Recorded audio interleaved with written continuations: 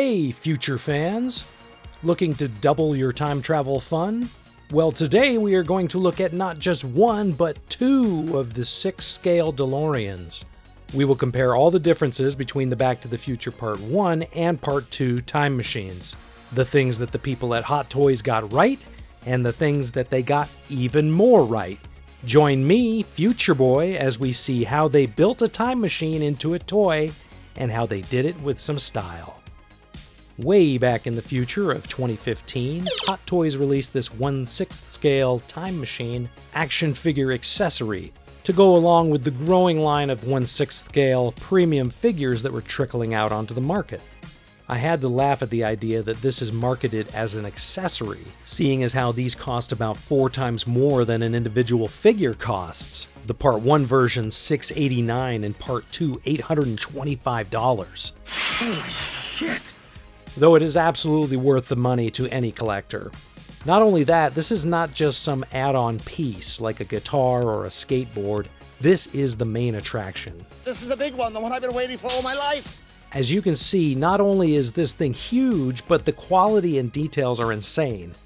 There is some assembly required here. Though it is very well constructed, there are fragile pieces, like these flux bands, that need to be placed separately once you take it out of the box. You need to plug the cables in too. These are not just painted onto the side of the car like most smaller DeLorean toys and models. These things have to be hand-placed throughout the body of the car, as it was with the original. If I have one complaint with this collectible, it is that these flux bands do not light up neon as they do in the movie. It may seem like a tall order, but I have seen cheaper versions of the time machine that do light up, so it is possible, though I'm sure we just make this more expensive than it already is. The plutonium chamber is well detailed and perfect size to insert the plutonium pellets that come with the 1/6 scale Doc Brown figure, and then you can cap it off just as Doc did in the film.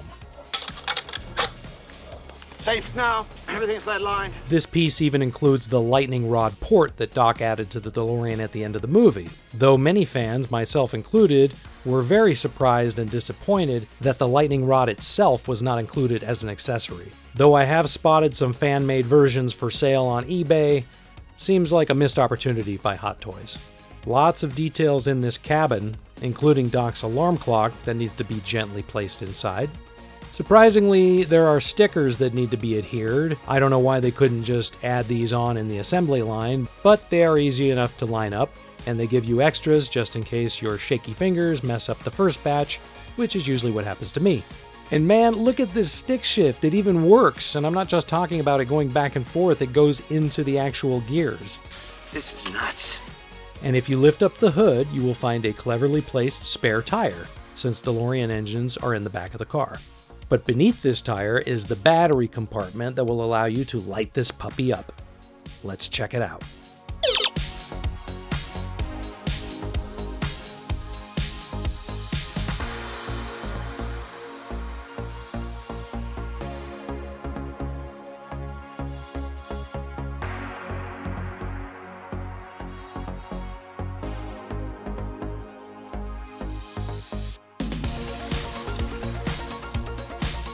And now we must do the one thing that's on everyone's mind. We must recreate the classic Drew Struzan poster art with the 1/6 scale Marty figure.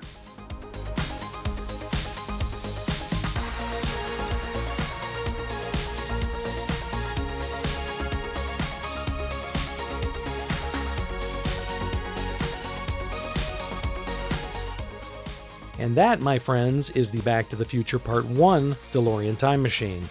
An incredible, massive, near-perfect collectible, dare I say, toy. This could be the cornerstone of anyone's Back to the Future collection, and I love it. I did not think it could get better. Then, the Back to the Future 2 time machine was released. This big boy was delivered recently in February 2023, about 8 years after the original came out. And since this is the Part 2 version, we can assume we are going to get some upgrades. So, let's dive in and see. First of all, look at how this sucker is strapped in here with Velcro. I mean, this thing is protected. And no flimsy paper instructions here. These are printed on heavy cardstock on the back of this display-worthy print. Similar fragile pieces that need to be assembled, as well as the display stand, but we'll get back to that in a bit. Here is the time machine itself. Some changes have been made to the back half, but at first glance, very similar to the original. And history seems to be repeating itself, since we have to install the same flux bands and cabling here. Something very familiar about all this. You may have noticed that this time machine did not come with any decals to adhere. This model has come pre-installed. Check out the 2015 barcode license plate on this one. And of course by now, the plutonium chamber has been replaced with the Mr. Fusion reactor. And you can interact with it too. It opens and you can close and lock it, though it does not come with any miniature banana peels or beer cans, sadly. What are you doing, Doc? I need fuel. Once again, you have to install the small alarm clock, but no need to label the time circuit control, as it comes fully dressed. Also, unlike the first model, this one actually moves so you can simulate turning on the time circuits. And speaking of time circuits, once we open the hood and install the batteries, this sucker gets nuclear. Because not only does it power up the headlights, taillights, and flux capacitor as it did before, but it also lights up the time circuit display and other parts of the dashboard, including the reactor gauges that were previously just decals. Not to mention, look at the reactor vents that now light up as they did when the DeLorean flew around in the film.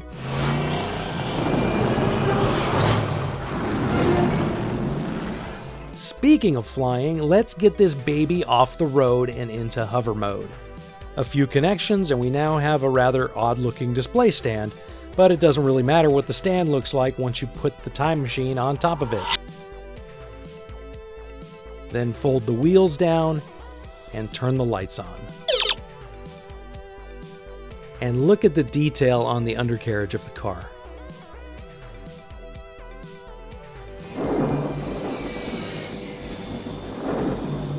Well, when I bought the Part 1 DeLorean, I did not think it would get any better, but they have really upped the ante on this Part 2 model.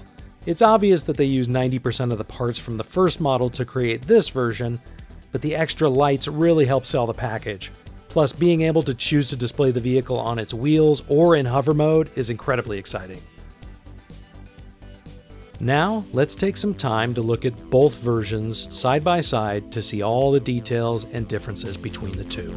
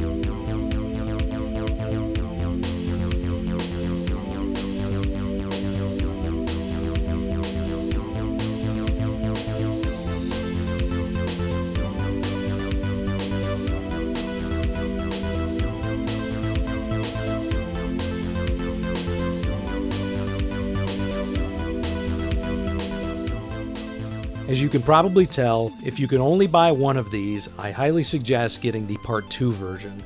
Besides the fact that the Part 1 version has been sold out for years, the new version has more additions and versatility. But if you can afford it, there is nothing wrong with owning both.